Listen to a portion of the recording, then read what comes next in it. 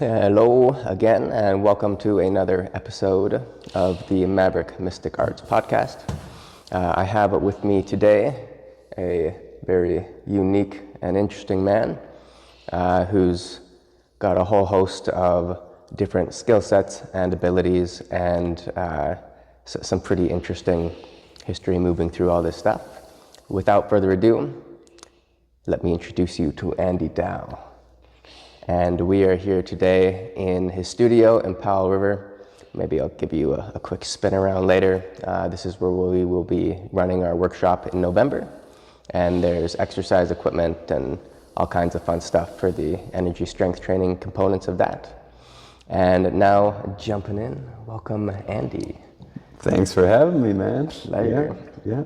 So I thought we might begin with something that I think a lot of spiritual weirdos have in common, which is being a weirdo kids. Mm-hmm. And if you have any particular memories that are a little brighter when it comes to initial moments when you look back, where you notice a connection to this kind of stuff. Yeah, most definitely. There's been a few. One big pivotal moment, just to let's go full speed into podcast stories. We'll face you a touch more towards the screen there. And when I was a little dude, I was about 5 or 6. My whole school, we were at this pool, and it was a shallow pool, maybe 4 feet deep, and all the kids were running around in a circle, spinning around, so the water was getting this kind of vortex momentum. And I went whoop underneath the water and was spinning around this circle. And luckily my mom was on the side and literally saw me floating underneath the water and dragged me out, and all the the drowning protocol. And I had this moment of like kind of out of the body light and then getting ripped right back into the body and poof. So that set me up for an interesting childhood, just to experience kind of a little taste of a death state like that at such a young age. Were you unconscious?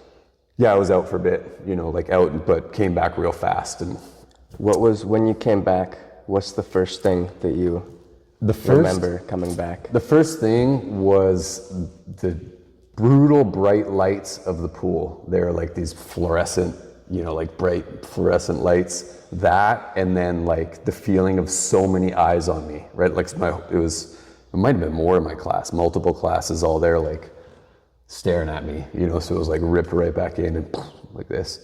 But also contraction, like being back in the body was like a very small, tight contracted space compared to just being out for a moment and getting right back in.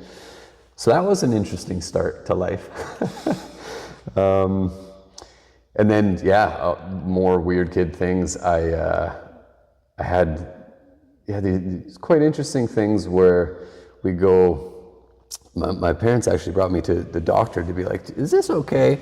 But I'd have these moments where I'd be sitting in my room and the size and space of the room would start to shift and open up into vast space or condense right down. So like space itself would start to flux a little bit.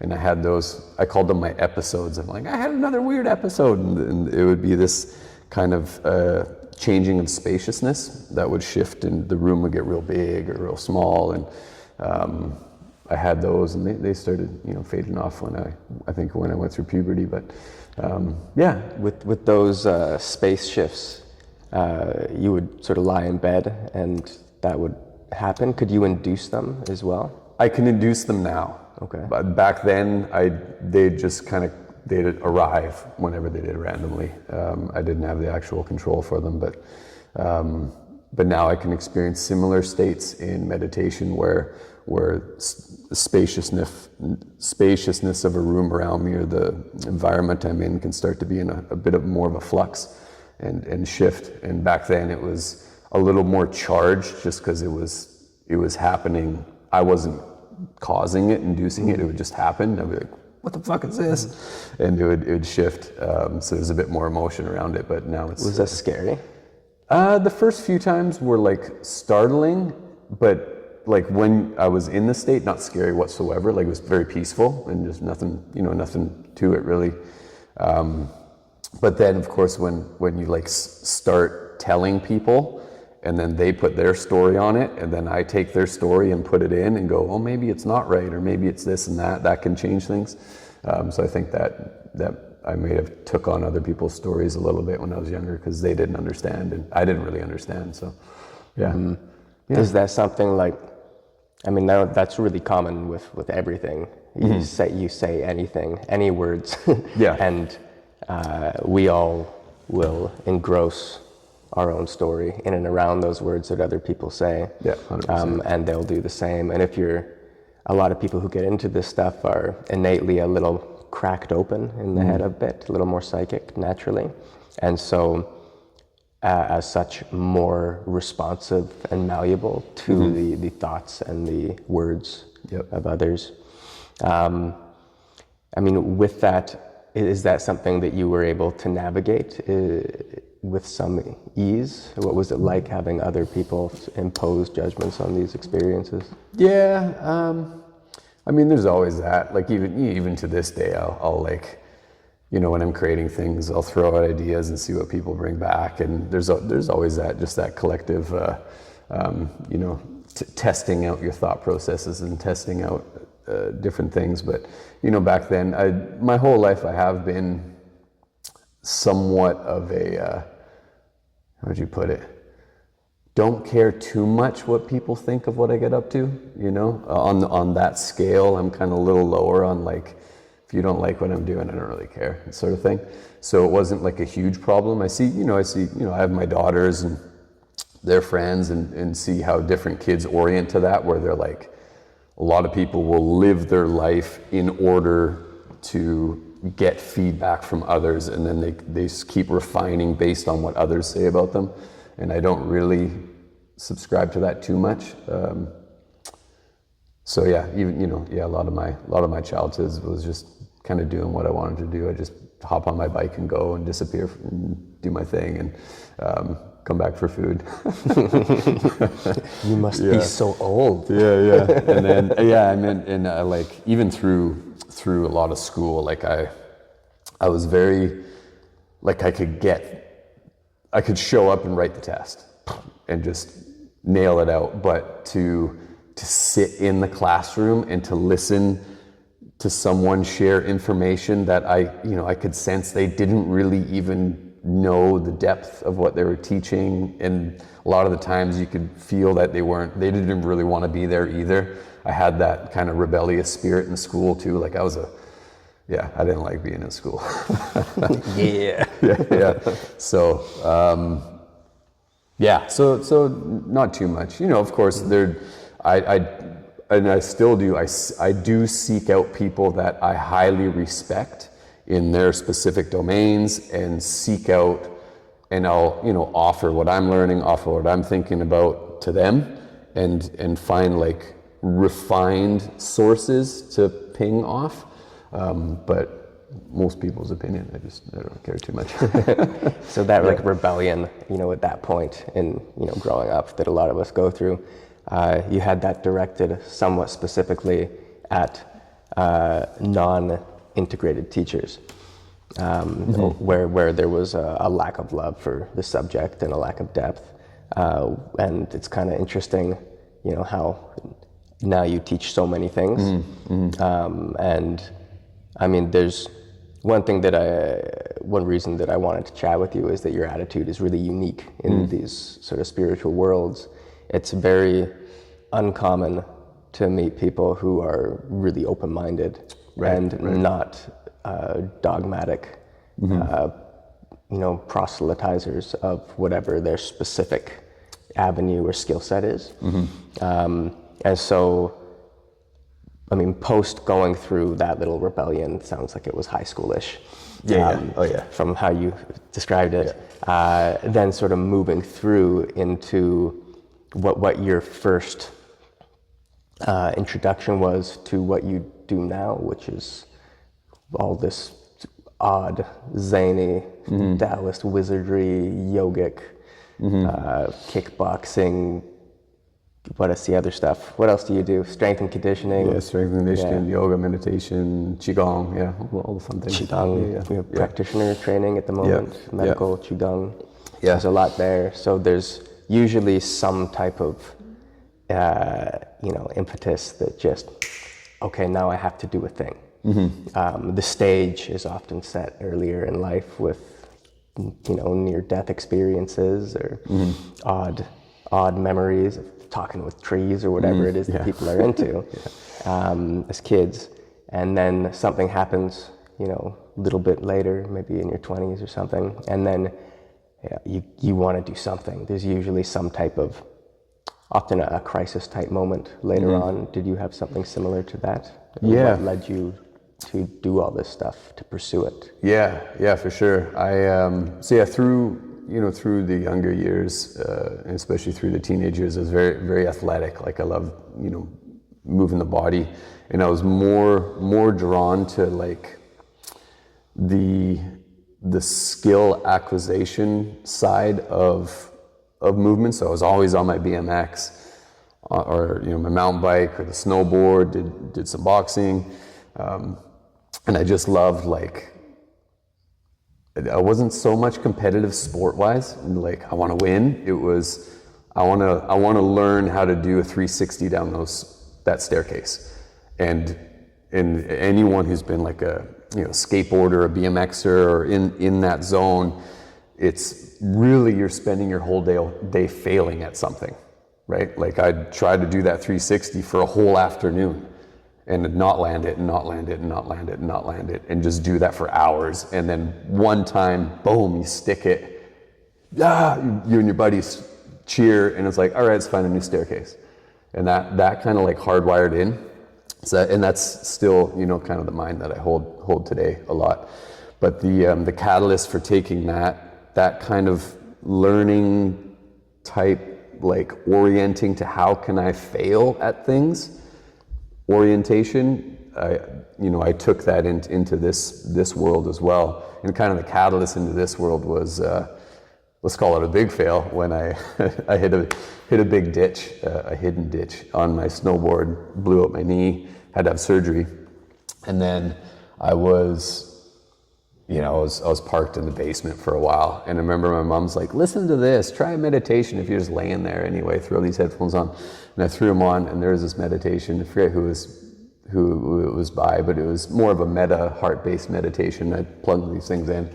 I was laying back, kind of half paying attention, and then boom, you can call it like the access to the subtle body, the access to chi, all arrived all at once, which was pretty spooky. And I was essentially like, I remember headphones in, the guided meditation ended, and I was stuck, just kind of stuck in awe and reverence of like, what the fuck is this? And I was kind of, just stuck in a form, just because like the chi, the subtle energy all kicked on at once. It like so to speak, the door got kicked open rather than slowly working your way into it. And I remember laying there for hours, just like kind of in bliss and in awe of like, holy fuck, and just my whole body was glowing and alive, and I could move this substance in all directions, and it was amazing. And it was just such a potent contrast that it was like, it was crazy. It was crazy back then, because I never felt anything like that before. And then managed to fall asleep, and then I remember waking up the next morning and being like, oh yeah, that happened. It's back, whoa. And I could return to it. Yeah, right away. And I was like, it's still here, holy moly. And then so my entrance into this world was like, the door got kicked open, and it's been a lot of years trying to like, okay, how do I actually work with this skillfully? Instead of for I think a lot of people, it's like, how do I develop it? For myself, it was like, okay, it's here, now what the fuck do I do? Right? Yeah, it's definitely a big difference. Totally. Was there some type of connection, either consciously or subconsciously, to that expansiveness when you almost died in the pool? Could be, yeah. Sort of like maybe, I don't know, peaked something? Could be, yeah. I think, there's definitely some whether you want to call them psychic boundaries or energetic boundaries that got blown open a few times. So a lot of my path has been just kind of like, I really working on how do I bring skillful containment through all of it, rather than how do I open access to things. For me, it's like opposite. It's kind of a flipped orientation of just like, there's this vital energy that's just bursting. How do I start to contain that, use that skillfully? How do I manage it? How do I work with it to keep it in harmony? Things like this. Same thing with the mind. We're like, hopped into some different circles of shamanic circles and different things like this, and the access is wide open. And it's like, it's not necessarily easy thing to deal with, right? So it's like, okay, so I don't spend too much time trying to open up access to things. I spend a lot of time, how do I put that into form and into usefulness and into integration, so it's not causing too much trouble. Yeah, I mean, it's so funny because you'll get the type of personality, this very like obsessed with spiritual stuff, and just everything is, okay, I've read about this stuff, how do I have these experiences? And it's quite an intense obsession. Totally. And then that personality will hear someone of similar situation to yourself, and it's just this big like, what the hell? Sometimes the person who has easy access doesn't really want it. They're just like, Now with folks who do have that access without having it brought about through training, which gives you safety mechanisms and ways of, like you said, organizing it and harmonizing it and working with it without going nuts. What were some of the challenges once you were blasted open like that? Yeah, there are definitely some like oversensitivities to things, like just being able to tune into the environment and not just like sense what's going on, but sense it and then it moves in and you become it, almost like food coloring into water, so to speak. And then the water's colored red, and then it takes a while to flush that out and get the water clear and clean again. So this in relation to groups of people, environments, all sorts of stuff. And just like almost in a way becoming what the environment I was in and the people I was around. Did you recognize that immediately, or was it something that took a long period of time to sort of... I still got to remind myself that I do it. You're just somebody new. Yeah. And it's, this day and age is more of a fascinating process where it's like, just go into different domains and just get fresh perspectives and a fresh hat to wear, different identity almost, and just to be in that, let that inform things, and then just move back to center equilibrium. So it's kind of a fun thing I do now. But yeah, back then it was like, just watching that, like I didn't like energetically poison myself with different environments and different people, and I got up some gnarly stuff, like I wrote graffiti and I was hanging out with an awesome crew there, and stealing spray paint from the grocery or the hardware store and fucking things up, and I went through my arc of all the substances and the drinking and the women and all this stuff, and I wouldn't trade any of it. It's good. It really informed my life, and got to taste all sorts of things. But but that being that cracked open was. It's an interesting thing where like it's let's call it the energetic cracked open. I'd say some of the downsides of it were I'd start to accumulate energy, but I didn't know how to properly ground or like dissipate it out, like to move it out. And turn voltage down, or amperage down. I didn't have that skill back then. So what would happen is I'd go through these arcs where like I'd start building and building and building and just like be teeming with energy, and then it would crash, boom, like some system inside would go, enough of that, and then out, and I'd have to boom, and I'd just drop for a day or a half day or something and be like, and just reset and they would start to kind of accumulate again. So there would be these, the rhythm of the energy that I worked with back then, where I just didn't quite know what was going on, was like this, boom, like that. And then now it's much more just steady and smooth. You can catch it and ground things. And so that was all prior to any training of any kind? Yeah, that was prior to, any internal training, really. What did it feel like when it was building? Building, it would just be like, it'd feel like an amperage, like just so much aliveness happening, and just wanting to be out in the world, wanting to do things, and just aliveness. Could be almost like perhaps people go through like a manic thing where they want to go. Is there an urge to activity? Expressiveness or creativity? Create the creative juice. That was big. Wanting to, wanting to experience, like real desire to experience new things. Just that would build and grow, and then and then it would just stop. Boom. Oh yeah. Okay. Oh yeah. I'm here. And then it'd settle. And then with kind of the more psychic cracking open. The big piece with that would be like overload of information coming in.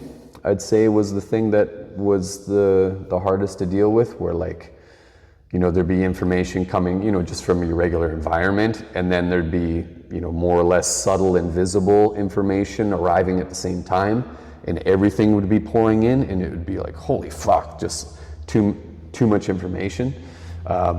Seeing little glimpses of what's about to happen would start coming in, or meeting say like a new stranger or something, and just pure download of boom, all this data would come in, be like, holy fuck. What would you do with that? Back then I'd just be oversaturated. Yeah, it's almost like probably the similar feeling of when, like, I admit I'm a Twitter guy. I'll go on Twitter and read all these different things, and then 10 minutes I'll shut it off and be like, huh? And you just get like 40 perspectives that all are fighting with each other, and the brain's just full. And it's a big loss of clarity, even though you're starting to see things clearly. The sheer amount that comes in creates just like, if you're painting something, you mix all the colors together, it turns to brown. That would kind of happen. Just the brown Andy. Just mud. Yeah, just and too much. With that tendency to become a shapeshifter, more or less, to have 50 different things that you're trying to equalize and balance and become the shape of constantly. I imagine that would be quite exhausting when the whole system, all the different bodies are reshaping and realigning constantly in an attempt to adapt to and find some type of harmony with what's present, and with when what's present is changing all the time. You don't know who or how or what to be, and that leaves you in an interesting limbo place. Totally. And somewhat of an identity crisis. Which I find quite fascinating, because I find that a lot as well with quite sensitive folks, is that there's this thing of like this who am I thing. And if you notice yourself different around different people in different situations, constantly changing all the time, it can be very common to bypass that stage, often worked through in like high school, where you're creating an identity. And that's a really big part of that, breaking away from your family and your parents, and I'm this person. Then you get to university, I have these ideals and this, and you pull all this stuff that you're proud about, just out of your environment, and then chisel and hammer away and create an identity. But when you're really tuned into a formless type of way of being, which is sort of what I call your Andiness. Right. There can be an identity crisis that comes with that. What's that been like for you, just navigating that? It's totally a thing. I do privates with people and coaching and things, and you know, a lot of the people who often come in, sometimes they have, you know, the opposite going on, where their identity is crystallized and there's no more room for ebb and flow. And then I'm there going like, I could use some of that crystal. It'll get some solidity. But yeah, it's a fascinating process where, I mean, the gift it's given me for sure is this ability to be able to move relatively unattached through systems and through practice, and trying on a whole different belief system and seeing how that lands, and what are the beauty of it, what's the downside of it. Cool, thank you, put it aside. And it's been a wonderful gift to be this kind of like water-like quality. But yeah, the identity thing was an interesting one, where, you know, it kind of bugged me a little bit when I was younger, of like, you know, there wasn't really a hat I could put on and say this, you know, here I am, you know, and really rest surely in that. So the difficulty was, you know, sometimes I'd get pulled through, you know, if I was in this environment with this crew or in that environment, I would become that crew, but I never was that crew, right? So I could fit in, I could be there, I could roll with them, I could be a yogi, be a boxer, be a mountain biker. But even when I was in there, it wasn't solid, so I didn't really feel like I was part of that community, you know. And even to this day, with, you know, things like qigong and yoga and all these things that I'm, you know, putting thousands of hours in, teach and all these things, I still don't really feel like I'm the qigong guy. And it's like, no, it's gonna come, it's gonna go, it's gonna flux. So there was never really a place I could rest my hat too much. So that was the hard part, was like never quite solidly fitting in with, whether it's a group of people or belief systems. They weren't stable.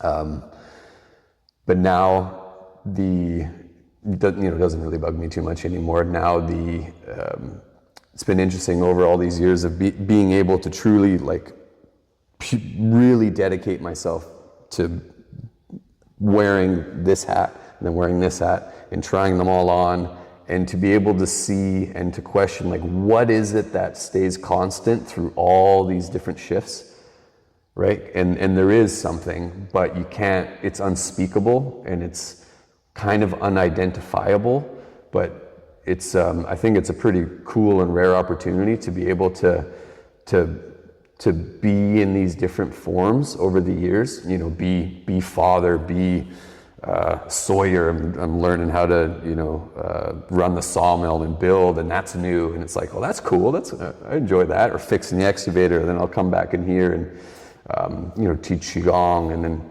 the class right after it, teach kickboxing, and just to be able to shift like that. But through all of that, there is a thread of familiarity and a thread of a constant, though I don't know what it is. Like, I can't label it or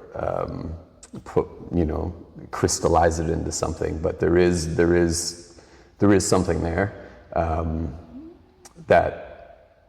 which is neat, you know, and a real cool way of kind of shattering illusions of, like, you know, I know people who, like, their identity is because they like a sports team.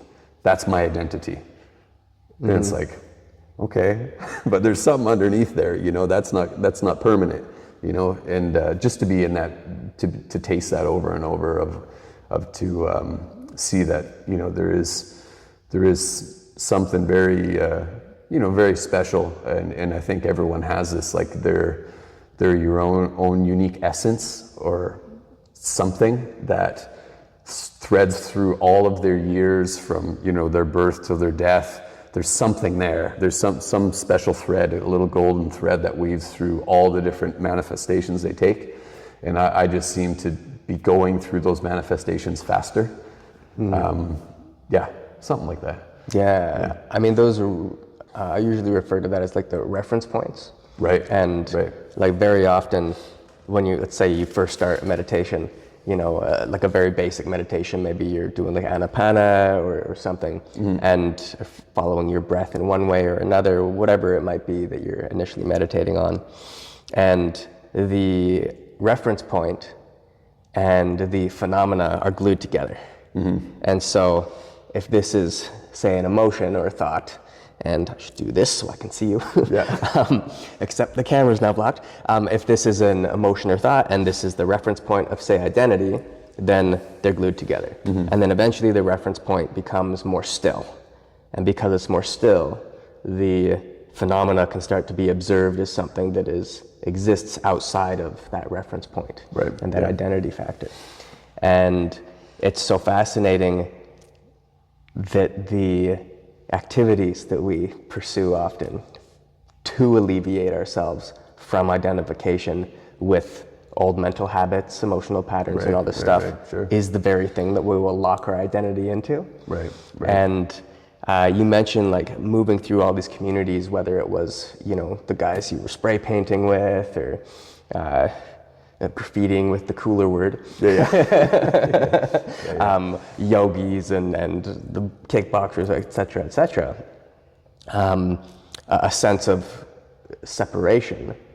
Was there any sense of isolation or loneliness because it wasn't as easy to just lock in and be a thing with a group? Yeah, I don't know about loneliness. I've never really been that lonely of a person. That's probably not my sore spot to poke. But but a little bit of feeling like I would get a little bit of feeling like I'm a little bit of an outsider, right? Not quite fitting in, you know. That would show up a bit, and then also I see this too with you know, there's that saying of like, you know, there's like the generalist, right? And then there's a specialist, someone who can, you know, pour all of their resources into one thing and take it for 80 years, right? That's something that I admire in people who can do that, you know, because I don't seem to. Well, I mean, that's a common thread in some of our conversations. Yeah, you know, is like, how do I do a thing? Yeah, and it's anyone who is great at being a specialist will love to tell you exactly how to do that. Yeah, it's like if you ask anyone like that, okay, here's what you do. Yeah. Do this. Yeah. And don't stop. Yeah, forever. It's like, it's so simple. Yeah. You just do it. And when you want to do something else, you don't, you do this. And there's certainly value in that. And often from the eyes of folks who are not tuned to that specialist type of mentality, it can often feel like something that we're lacking. Like, I don't have that ability to do that thing. What I found is that there's something really cool that starts to arise if you don't have that, which is what you called that golden thread, right? That links through all these things and can start to observe and discover all these common denominators of different systems, and the thing itself becomes not the system or the skill specifically, but the overall freeing and cultivation of that moving thread. And that's the key, is this constantly weaving, ebbing, flowing, fluxing thread through all these things.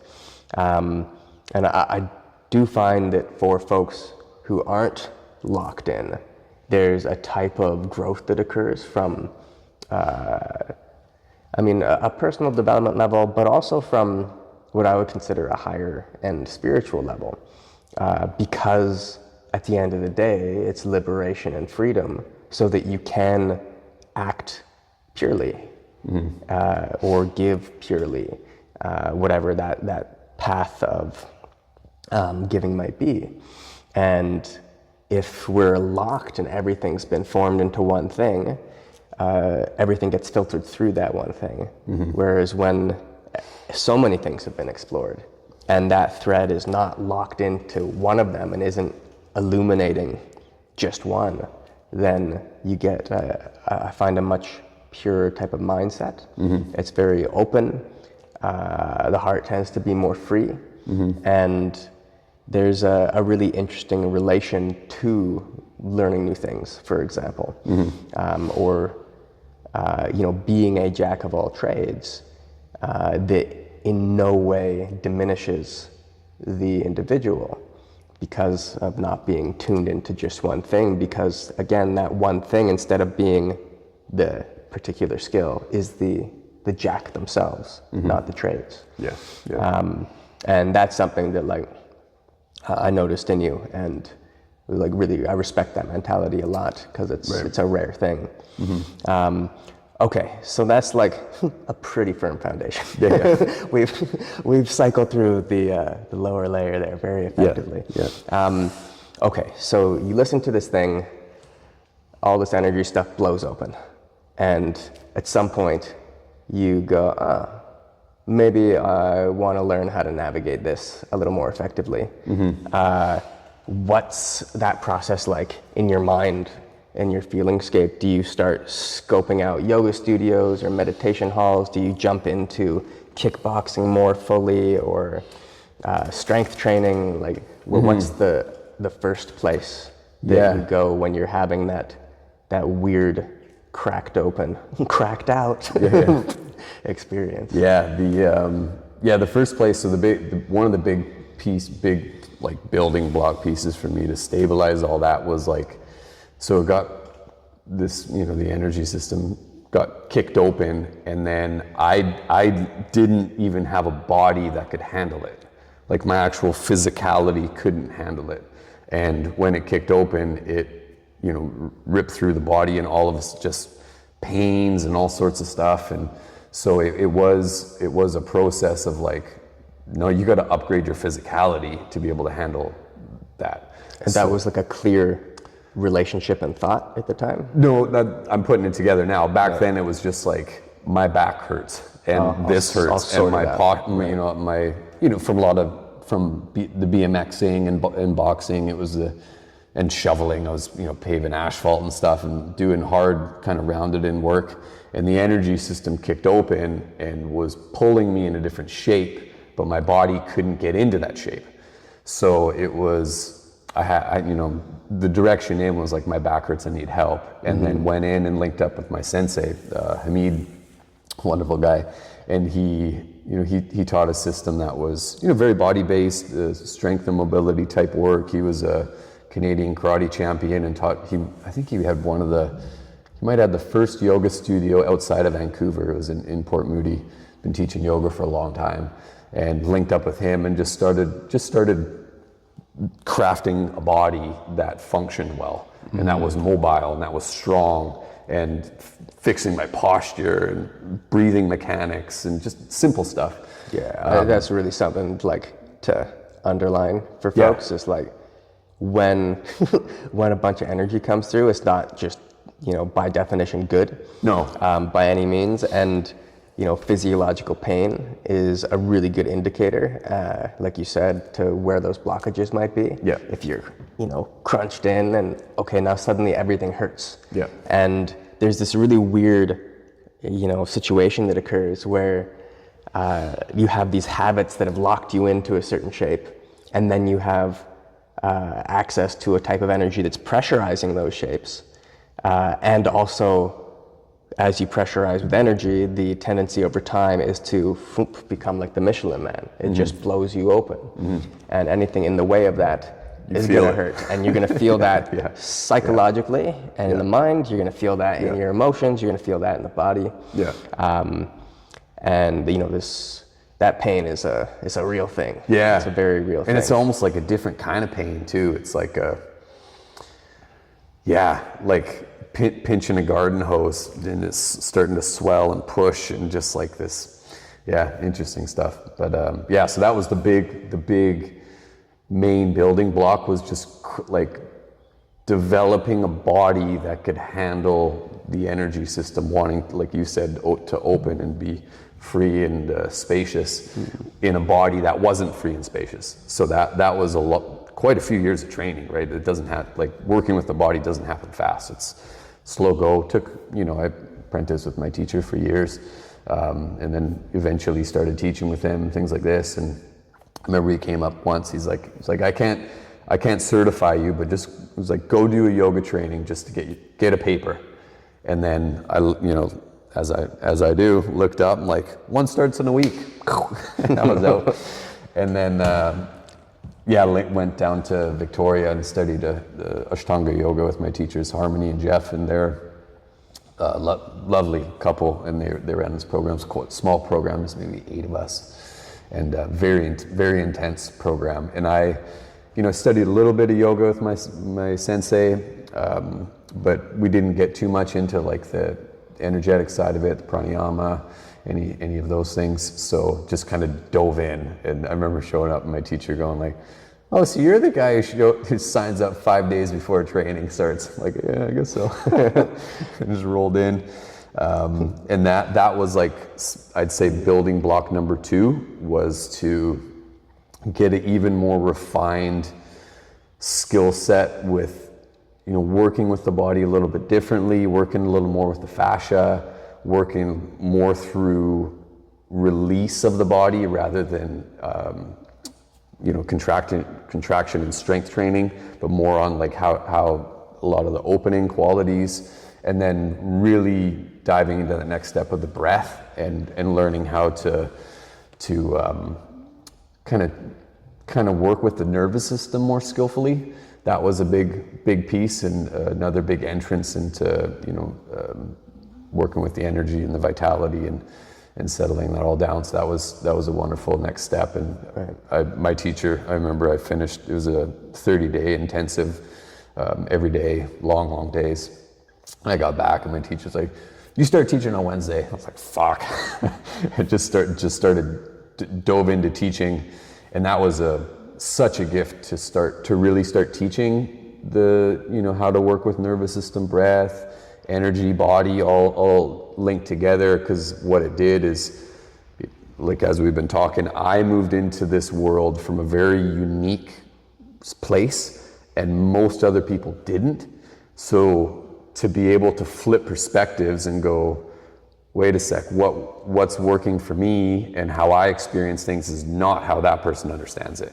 And that was a big shift that teaching brought, was like, okay, wait a sec, all this stuff I've learned, now let's flip it upside down, look at it from another angle, and learn how to translate that into all these unique students and people coming to class. So that was such a gift and helpful for myself too, of just to see, we're all of us are working with these earthly bodies and the energy and the mind and the vitality we have, but everyone approaches it from different angles and different medicines, and so that was super helpful.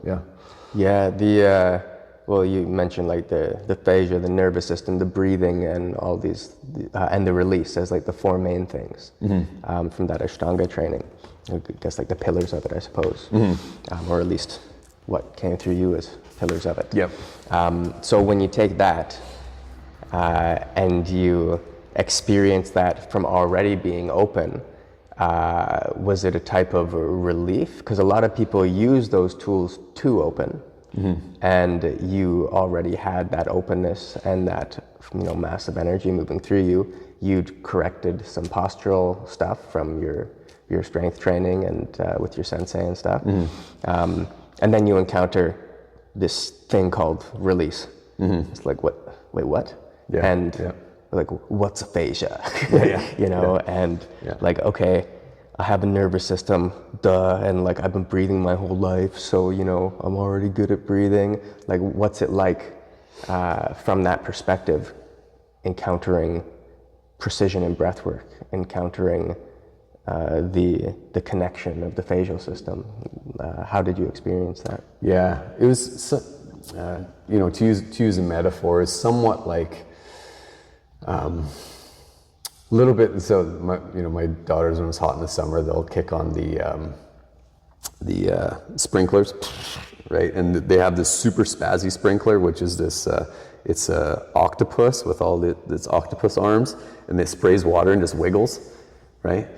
A lot of the yoga training took this energy that would just, it get pulled at random and all these different things, and I didn't have much containment to it.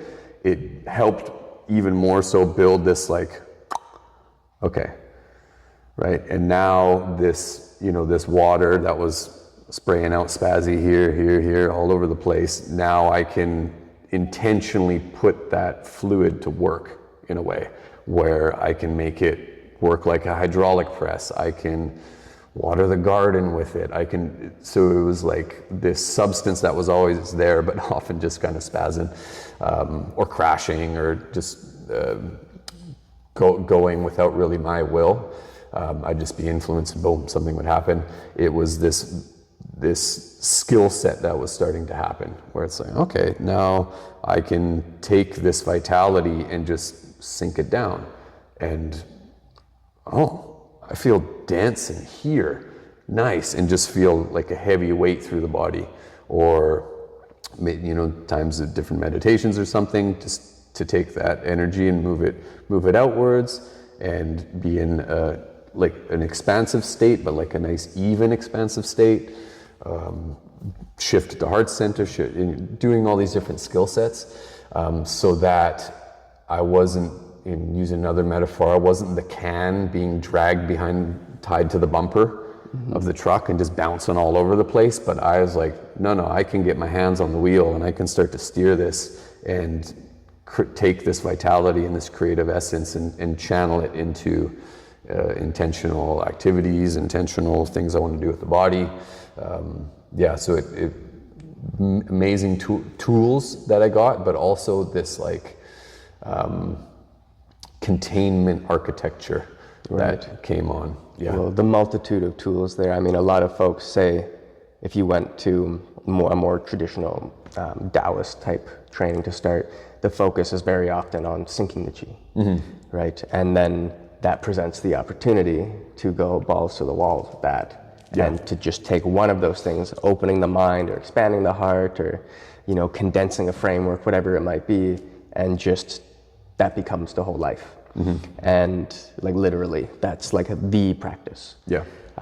So it sounds like a very fortunate experience that instead of encountering one tool and idealizing it, you receive many at once, which is great. And because of that sensitivity, it wasn't a theory of, you do this and the energy does that, and I'll remember that and I'll say it when I teach. It's a very immediate, okay, that's what's happening. Yeah. I mean, the same thing with, stone magic, earth magic. People memorize, this stone does this, that, the other thing, and if you're cracked out, you touch that stone, and it just immediately reorganizes your entire energetic system, and you just know it immediately. Now, that's funny that you started teaching immediately, and I would imagine that malleable nature that you have to take on other people, to essentially become them for periods of time, would have been interesting, potentially very helpful in teaching them and helping them from their perspective. What was it like being in a room full of people for the first time that were looking at you and to you for instruction in the potentially esoteric, but also most people come to a yoga class because they want to feel a little better, they want to stretch a little bit, they've heard it's good for them, they feel better after a class, some more vague type of yearnings. What's the Andy, what's he like? He just finishes this thing. And now his mentor is like, start sharing. It was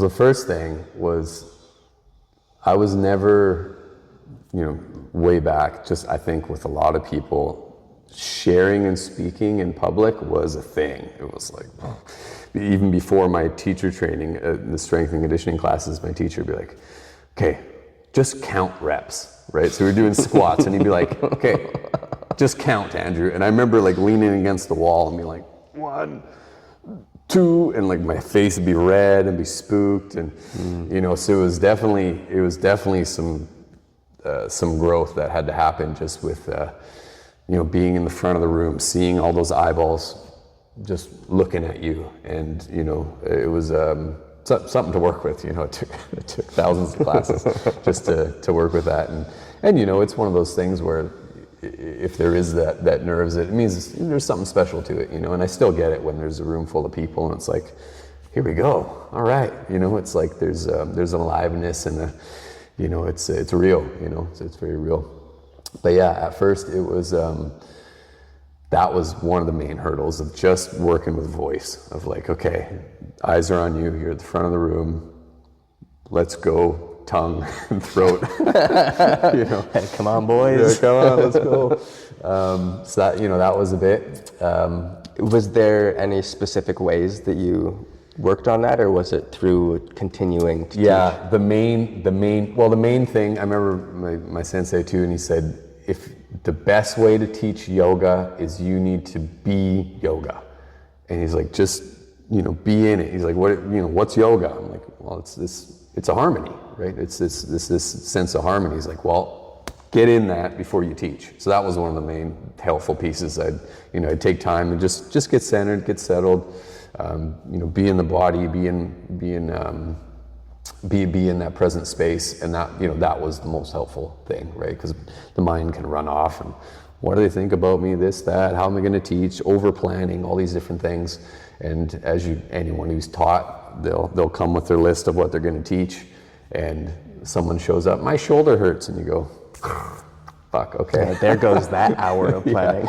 Yeah. So just to drop, you know, to learn more and more and more and more, to still drop into spontaneity, intuitiveness, trusting in what arises. That's, you know, that's still every class I teach. That's the skill set I'm working with and refining. It's just letting things move through. But yeah, and of course the main thing is just putting in the reps, rep after rep. Just and that's the most beneficial thing my teacher said. He's like, you start teaching, you know, there's 2 classes a week right away, and just to have enough space in between the classes where I'd teach a class, and you know, the big philosophy of my life, seek out as many chewable mistakes as you can, not ones that blow up the whole ship, but little ones. So every class I taught, I'd teach a class, inevitably I'd fuck up on this or that or whatever, and just bring them, refine them. You'd have a few days to sleep on it, to reset. The next class, find some more mistakes, and you just keep refining. But to not stop, just keep going. Yeah, I found that as well with the teaching game when I was doing a lot was like every day, you know, what was I doing? If I was teaching like 6 days a week, every day you're learning new stuff. Totally. And you're the way you teach changes, and it's constantly adapting every single day. And there's a value in that. I think a lot of folks will hear something like, you know, the mistake guided missile that's just seeking out of that stuff. But it's, you know, there's a very positive kind of reframe to it, which is just, what can I do better? Oh, this could have been tweaked. This would be so cool if it was like this. And a lot of us, when we start looking for our flaws, are looking at them negatively. But we can look at them very positively as impetuses for an opposite suction to occur. That just pulls us. It's its own guiding force. Totally. Yeah. And it's not trying to, you know, belittle ourselves in any way. No. Or like, oh, I'm gonna sit down and I'm gonna really think about all the ways that I suck as a human and a teacher and all this stuff. Yeah, you know, that can be really debilitating. But through this process, just nudging along, it's like, okay, you notice whatever it is in a student, okay, I related in this way, I changed this, did that, okay, next time, oh, I wonder, blah, blah, blah. And this process starts to unfold. Yeah, 100%. And like with anything, you know, you said that you do the reps, you get better at it. I found that personally that teaching was the easiest doorway for opening up that fear of expression. 100%. Because everyone's looking 100%.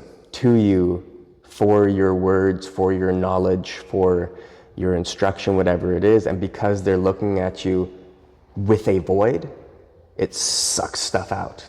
Yeah. And in a sense, in the beginning, there's a very deep relationship to a type of synchronicity where, someone asked something, you didn't know you knew the answer, but then all this stuff comes out and you're like, whoa. Yeah. And of course, in the beginning, you're like, I'm pretty dope. Yeah. Oh, I'm good. Yeah. And then over time, you just get used to this reality that when you are giving, you're tapped to something. Mm-hmm. And then this starts to funnel its way into meditation and, okay, well, what's that space? And then you can find that in silence and stillness. Mm-hmm. And you start to touch this synchronicity type of space where you get led exactly where you need to go. You say what you need to say. And, I found teaching to be the easiest doorway for this. Whereas like practicing, these days it seems like practicing doing a thing is in contrast to doing a thing, to expressing that thing in a true way, because you're fabricating it. And with people who are quite fearful of speech and being seen, when you're at the front of a room, there's no option. And, there's in the beginning a type of nervousness that might appear. And like you said, when those nerves pop up, it's like, oh, well, maybe this is something to explore. And you get better at it. And then most of us will suddenly hit this point where we stagnate because we're teaching the same classes, we're teaching the same stuff. And there's certain mentalities that will then have to evolve. And that evolution occurs sometimes through teaching new things. Okay, I've got yoga in the bag, and now let's start teaching this thing. And sometimes through the evolution of how that thing's taught, or the depth through which it's taught. That there's so many ways to evolve, a practice and to evolve a teaching practice. And for anyone, teaching is one of those things that makes leaders. If you want to learn how to speak, learn how to somewhat captivate a group of people, hopefully a little bit. If you want people to follow you, the easiest way to do that is to put yourself in a position where you're leading. Now, one thing that seems to be quite prevalent, and I don't know if this is true in your experience, is that there's a stage where we sort of take ourselves to be the font of all wisdom, because we're observing how anyone can ask me anything and I have the answers, and it just seems to happen. So once again, we reach that point of I'm pretty dope. How did you navigate that? How did you first notice that arising? Was there particular situations or feelings or just thought forms or whatever? I've experienced that for years, where if I can, I call it if I can get myself out of the way, then the class comes through. And that's just how I word it. But totally experienced that, where there's lots of times where I'm teaching, especially in workshop settings, long days, or running the teacher trainings and things like this, where I'm speaking about something and I wish I was writing it down at the same time. I'm like, I've never heard that before, and it's like as I'm talking, and it's like holy fuck, And it's it's an interesting thing, because the humbleness that comes with it is the moment I try to do it, it won't happen, right? It's there is this letting go and releasing so something can move through. And the moment that I go, it's me doing it, the pipe clogs and it won't flow through. Oh, so you have your own built-in safety mechanism? Something like that, where it's like arrogant. That's hilarious. If I think like, oh yeah, I'm teaching the fucking, and it stops, it pinches, right? So, and that's just how I sense it, is like if I'm not holding a humbleness through it, that humble quality is what kind of opens the valve for teachings to come through. And I feel it some days where I'm not on, and it's just like, I got whatever stuff happening, ego things, whatever it is. The class will come out mechanical, and it's still like mechanically a great class and people enjoy it, but it's something inside of me knows there's something missing, and I miss it, right? It also, so that's one of the big safety valves, I think, for myself, is like if I'm not approaching teaching from a place of like, I don't know what's going on, kind of like that, like, okay, let's just roll and have fun with this, and things move through. They won't move through. So that's helpful. And yeah, I mean, other pieces of keeping it humble and watching that, like, the pride isn't developed and things like this, is the just running a studio. It's been almost 10 years of running this thing, be eight years, and I've had hundreds of people come and go, I don't know, and they're out, and just sign off from the, like, can you cancel my membership? I'm done. And you're like, okay. And just like over and over and over and over. So just as many people that there are of like, I love your class, there's also people like, I don't like that place. And you're in a small town too, so you got to see them all. Yeah, I see him in the coffee shop. I'm like, yo, I miss you. I'm like, yeah.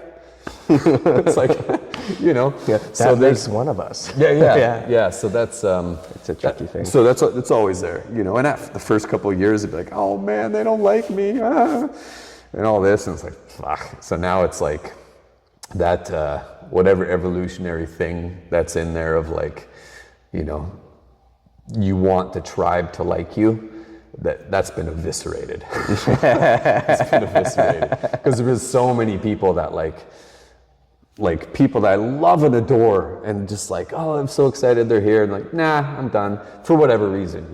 Maybe it's just a financial thing, maybe it's they're busy, nothing has to do with me, whatever it is, but it's yeah. So that's the other side of the coin, where there's a whole host of people that are like, nope. And that's cool. That's awesome. It's great too. So that's also like that deals the humble pie. Oh, I bet. And I mean, what you said, like, it doesn't have, I mean, it might have to do with you, but often it doesn't. And it's like, we like think often when we're doing this stuff, it's like, oh, like, this is the most important thing in the world. And it's like, oh, well, it's just a Tai Chi class. Yeah. It's just a yoga class. It's just a meditation class. And it's like, no, but the way I do it's special, And then you look at like somebody else is like, hey, you want to come like take this salsa class with me? And you're like, like whatever it might be. Yeah. And then you start to recognize like your own flippant attitude towards things that you don't value as important. Yeah. And it's got nothing. You don't care who that teacher is of, pickleball or whatever it is that someone might be inviting you to, but in that community, just like head honcho, and got his thing going. 100%. And this is all like, I think, really fascinating stuff, especially for folks who are on the teaching path, is like, note the pitfalls. Mm-hmm. Note those pitfalls. There's definitely trappings, for sure. Absolutely.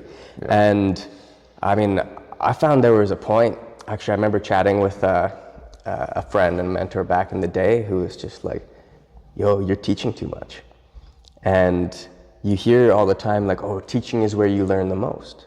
But, and this is really important, there's a point where it can really hold you back. Mm-hmm. And what happens when you're teaching is you're constantly refining, you're constantly getting in the way of, like, there's that flow, but you're also, how do I teach this better? You're practicing on your own. Oh, I would teach this way. Your entire relationship to the purity of the thing becomes obscured through the lens of the teacher. And that's where it's very valuable to be able to, if you have the opportunity, set aside a good brunt of that teaching so that you can touch base with like the essence of the practice again. And it's such an interesting thing. And so, I mean, this guy was just watching my mind observe the thing, run it through a quick teaching program, and back out to the activity once again. You know, the actual meditation. Is that something that you found has sort of been a sticking point for you? Yeah, 100%. Yeah, there's that. I definitely have like. It's all in the dose, right? If the dose of my teaching through the week is too much, it's like you or I'll lose sense of like what am I actually doing here? You know, like these are special humans. Like I'm fucking blessed to be able to do this. Like to have this as my vocation and this beautiful space and this wonderful community. And even with that, if the dose gets too high, I'll come in the doors and be like, fuck, I gotta teach. You know, there's that Do you piece. find that you sort of devalue the students when you're in that It can be space? like that. It's not, well, it could be devaluing, but it's more of a resentment, like, I don't want to fucking do this, you know? And that's, you know, it's usually if I'm, you know, start popping up more than 15 sessions a week sort of thing, it's like, it's too much. So I bumped into that. So pretty much the same threshold. I Yeah, found. right Like, around there. If it got to like, I think like 18 was like the most between like private lessons and group classes, Yeah. and it was just like, I mean, and other people who have, you know, 40-hour-a-week jobs be like, oh, 15 hours a week, woe is you. Yeah. But there's different types of tolls that things take, and that Totally. integration process that you go through, as you were saying, to improve and perfect upon your teaching in a constant process, and how much you give when you're doing different types of sessions. If there's a whole group of people, there's different mentalities that can really 100%. take from you. Yeah. So it's such an interesting thing. So you found about 15 hours a week was sort of that sticking point. Yeah, about that. And then I've also found if I'm teaching, so just like you said, how like the orientation of your thinking clicks different, where I found that too, where if I'm teaching a lot and I just shift in and go like, what are the thoughts up to? 90% of my thoughts will be, how do I say this to someone, right? Of like, how do I teach this? How do I translate what I just felt and share it? And so the whole landscape of my thinking starts to shift and mold into translation. And, you know, which is, if you're going to think about anything, it's not a bad thing to think about, but it's still like, Fair enough. it's like heavily weighted into that if I'm teaching too much, you know. The teacher training's happening and classes and privates, and it's like that just shifts the whole landscape internally of like translation. And then what happens is my personal practice takes that flavor as well, where I'm sitting in meditation, I'll have something naturally arise, and instead of just witnessing it, letting it dissipate, whatever it is, it'll happen, and then I'll go, that's dope. That I could teach it to that person, and I'm going to translate it that way, and then it'll kick me out of practice in a way. So Yeah, I mean, the way I had it described to me, which was like, oh, that's actually pretty perfect, was just like my buddy smoking a cigarette, and he's like, oh, you're practicing teaching. That's what you're doing right now. I was like, oh, no. You know, that thing where it kicks you out, and then when you release the teaching side of things, I find that's where that stuff that comes through that you don't know it's like, oh, there's actually, without needing to translate it, all this stuff is passing through and evolving you, and then with peace of mind it can come out when necessary, but it doesn't necessarily need to be framed and intellectually put into forms and words. And also, I think there's an earnesty that comes with it as well, and honesty to the teaching when it's not prefabricated. 100%. And you know, there's another really big pitfall in here, especially in the beginning, where you have these insights, and then we go, oh, that's a pretty good insight. Grab, pull. Hey guys. Meaning of the universe, this. And if you have the platform to share that with like a bunch of doe-eyed students, and you get to share with them hey, this is my insight. We attach to those insights, and then that becomes its own blockage. And I see this time and time again with newer teachers, is, oh, so this is what it is. And it's this need to impose boundaries onto infinity, essentially. And oh, this is the most important thing. It's this. You know what your problem is? You're not me, essentially. And, you know, it's something peculiar in there. Now, okay, so you've done all this teaching. You got all this stuff going on. You have your studio that's running through. You're exploring what it's like teaching all these different students, working through the whole community thing, on top of doing the dad thing, the excavator thing, you know, all the other stuff. You know, that's a lot to balance. That's a lot to balance. Now, for someone who does have the mentality of that fire personality, that laser speciality focus, it's a pretty simple thing to go, okay, nope, there's these 4 hours a day. They're allotted to this. Everything else during that time can fuck off. Right. With being someone who's pretty deep into the spiritual stuff and navigating somewhat of a normal life, you know, the family, the wife, the kids, like all this stuff, how has your relationship with all these different practices, with that golden thread that runs through everything, how does this relate to being that family man, the studio owner man, the community man?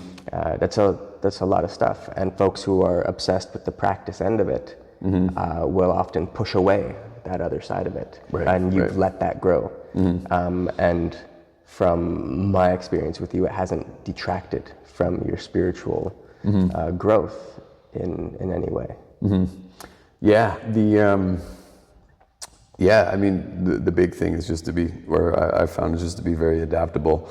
And by no means am I the best businessman or the most attentive partner or the best excavator driver going or anything, you know. But I you know, that's a funny one. The orientation, and it goes like I'm so long live the skate park, because what I learned there at, you know, is BMXing for me, of like, it was a very, very different orientation to what play is.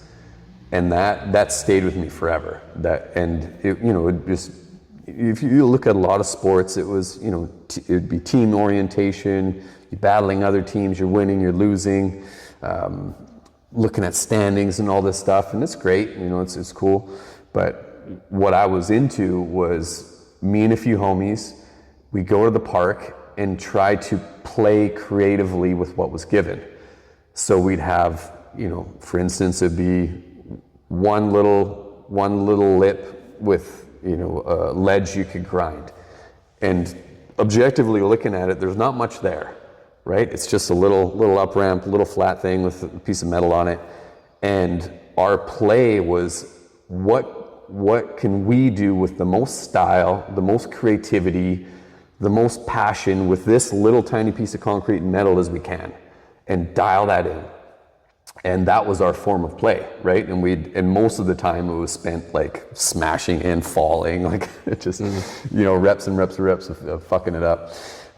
So that stuck with me over the years too, of like, you know, perhaps one of my golden threads that weave through everything is that orientation to play, where if I'm at home with the family, what can we roll? What can we create? What can we do here? You know, if I'm, you know, out on the land and it's pissing rain, what can we create? And what can we do with that? And if I'm in here at the studio, if there's 2 people that show up to class, what can we create? If there's 20, cool, let's roll with this. And so the external environment doesn't matter quite as much as my orientation to it. Just like when I was BMXing, you know, all we just need a little something, you know. And some of my favorite memories of my childhood would be, you know, out with the buddies and we just cruise around town looking for little street spots, like, oh, that's a fucking sweet ramp behind that building, cool. We'd post up, ride that for 40 minutes, dope. Okay, on to the next one. And we'd just find literal worlds within the world that no one else could see. No one else saw that as a ramp and a little touch up onto the wall with their bike. It was invisible, you know? You're pulling up a memory I have from being a kid where it's like there was just a hill, like an alley, cement paved, hill. We had a can of spray paint and a lighter. Yeah. We burned the bottoms of our shoes and just would sprint and then slide. Awesome stuff. It sounds like a really interesting way of working with that. Use the one to know the many, from the one comes to 10,000, that kind of approach where you have one simple thing and then everything starts to sort of expand off of that. There's a couple more things I wanted to ask you about before we close up here. The first would be to people at a few different stages on the path. So people who are beginning, people who've maybe been at it a while, maybe they've been teaching a while, teaching yoga, whatever it might be, and people who really gone into the depths.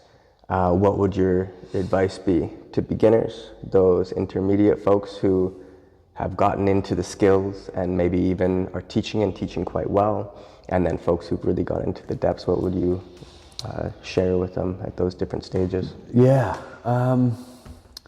beginning out, I'd say, especially if you're in, and just to like switch into a completely different domain and just bring it back. If you were learning plumbing and you were an absolute beginner and you know zero about it, the best thing you can do is to link up with someone who knows a lot.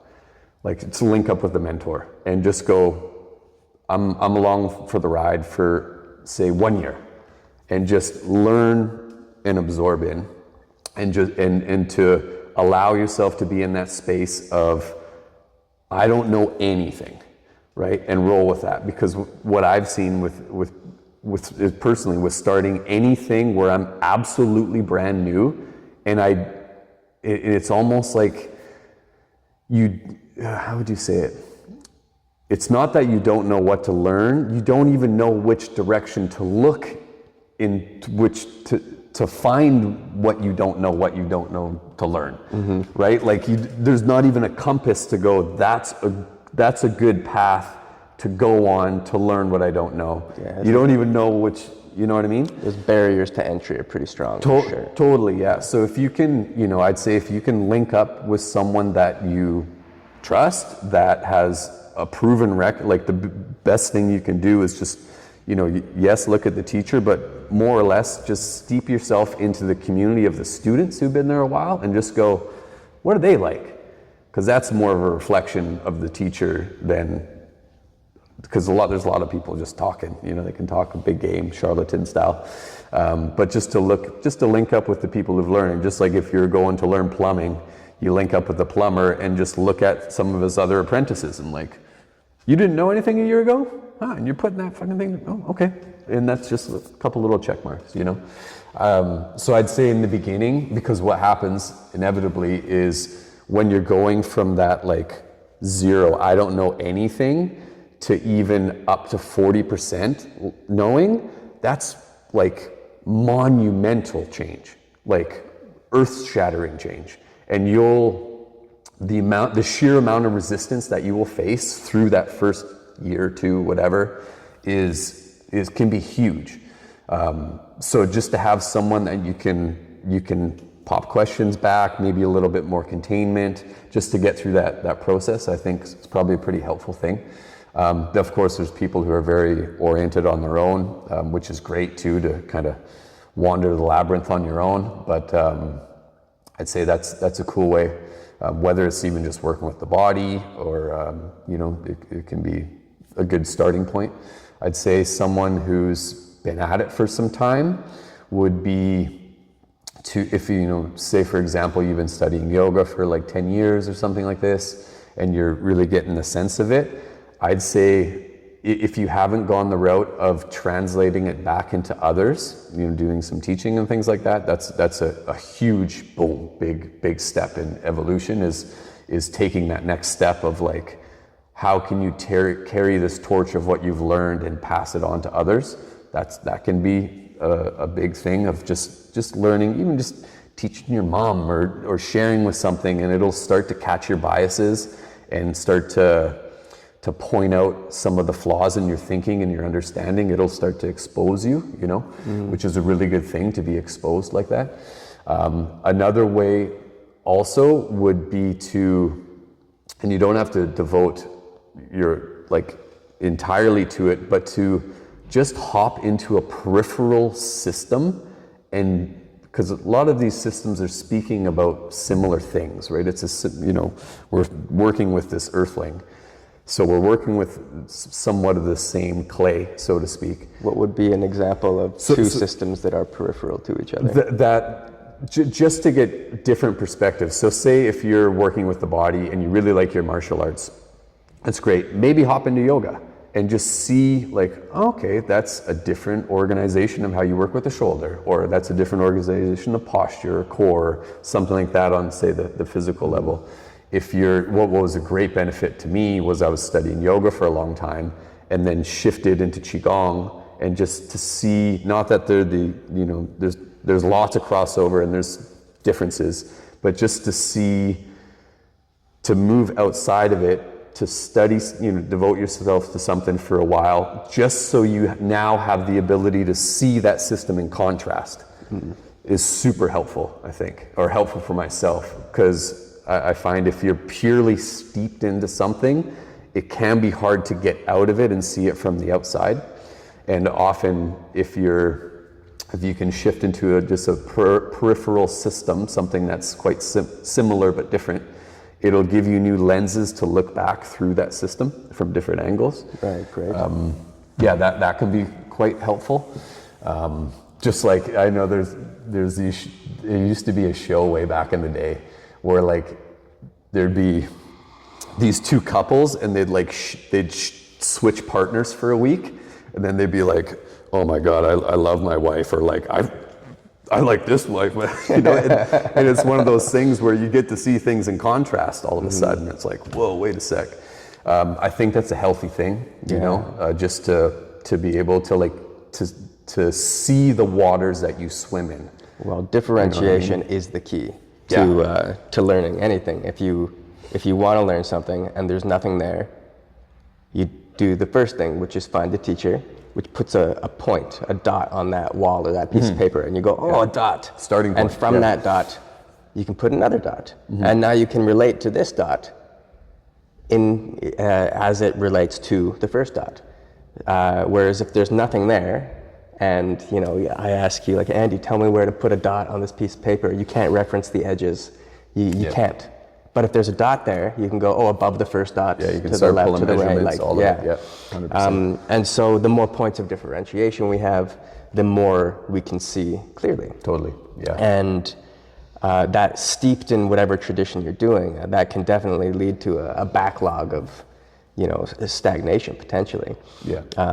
So in those first two phases, we have find a teacher, be a teacher. If you want to get into that. And mind you, you're teaching anyway. You're maybe you're not teaching formally in a room, but even every interaction you have throughout the day, you're influencing and dancing and teaching with the world around you. So even if you just, say, for instance, you're a practitioner of yoga, you just open up the gates a bit so the yoga can come through you in your interactions, and even that is a little step into teaching. Just little things, for sure. And then if we were to shift to people who've well along their path, I'd say, or talking personally, what I'm leaning into is, and I've seen this in myself, I've seen this in other practitioners, where they're in their system, and a lot of what we're after is transformation qualities, just to be able to keep alchemizing this you as human. And what can happen, I've seen for myself, is if I'm in a system for a long time, I have to, or I'll curate different challenges within that, But since I'm so equalized to the system, the challenges have to get so much more nuanced and bigger and longer and all these different things. And to find the true hard or the true transformational fire in what you're harmonized to often is different than what is the hard thing in your life. And to reorganize that, you know, like a tangible example would be someone who, they're a weightlifter, and they're going Olympic weightlifter, and they're going like, you know, 300 pounds on the bar, 301 on the bar, 301.25 on the bar, and their challenge is this, and it's hard, but they're so equalized to it that they're not getting the 450. But if you look and zoom out at your whole life and you go, no, but what is the hard thing for you?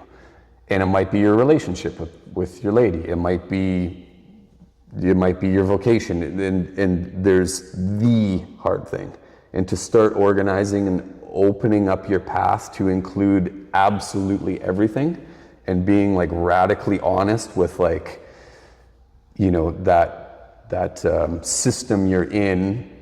How can you both hold that system and hold your life fully, and be really, really honest when this shuts down life, and to try to bring those two together and like merge the yoga, so to speak, with all that you do, and be really, really, really honest with yourself. I think that's big. And I've seen this in the meditation circles where it's like, you know, I just need another 30-day retreat. I just need it. And it's like, crack. Yeah, It's yeah. like, hey, your own cooking. Yeah, and it's like, I might go for a 60-day, and it's like, yo, maybe you just need to go talk to people, or maybe you just, you know, like, there's something so obvious that's the challenge in their life, and often that the system can take them away from all, you know. So that's my challenge. That's what I work on, is like, how can